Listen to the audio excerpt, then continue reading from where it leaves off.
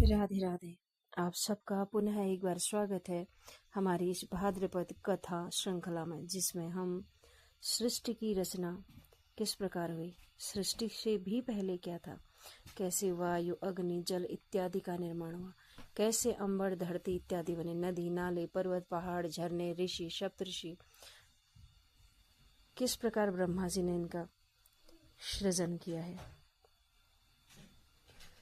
पुलत्स्य ऋषि जब शौनकादि ऋषियों को नैमिषारण्य में बताते हैं कि पद्म पुराण के विषय में, कि कैसे पुराणों की उत्पत्ति हुई, कैसे वेदों की उत्पत्ति हुई, किस प्रकार उनका संक्षिप्त विभाजन किया गया है, इस पर हमने पिछली कथा में चर्चा की है।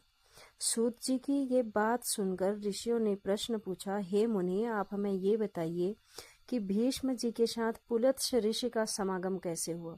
और आज की कथा यहीं से शुरुआत होगी कि कैसे गंगा किनारे भीष्म जी पहुंचे और किस प्रकार आगे सुनिए सृष्टि का सृजन हुआ। पुलत्स्य मुनि तो ब्रह्मा जी के मानस पुत्र है, मनुष्य को उनका दर्शन होना अत्यंत दुर्लभ है। हे महाभाग, भीष्म जी को जिस स्थान पर जिस प्रकार पुलत्स्य ऋषि का दर्शन हुआ वह सब हमें बताइए। और इसके बाद सूत जी ने एक विस्तृत कथा कहना आरंभ किया। अब वह कथा क्या थी, उसका श्रवण हम आज करेंगे भाद्रपद मास की इस द्वितीय तिथि में। आइए इस सुंदर कथा का श्रवण करते हैं, जिसमें यदि हम कथाओं को शुरू से अंत तक सुनेंगे तो निश्चित ही इन्हें सुनने की इच्छा, जानने की इच्छा हमारे हृदय में और बढ़ेगी। तो इसलिए इस कथा श्रृंखला में बने रहिए। आगे बढ़ते हैं।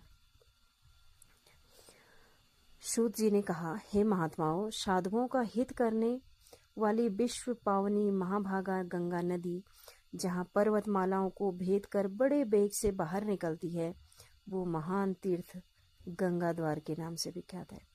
पितृभक्त भीष्म देव जी वहीं पर निवास करते थे। वे ज्ञान उपदेश सुनने की इच्छा से बहुत दिनों से महापुरुषों के नियम का पालन कर रहे थे। स्वाध्याय और तर्पण के द्वारा देवताओं और पितरों की तृप्ति और अपने शरीर का शोषण करते हुए भीष्म जी के ऊपर भगवान ब्रह्मा जी अत्यंत प्रसन्न हुए।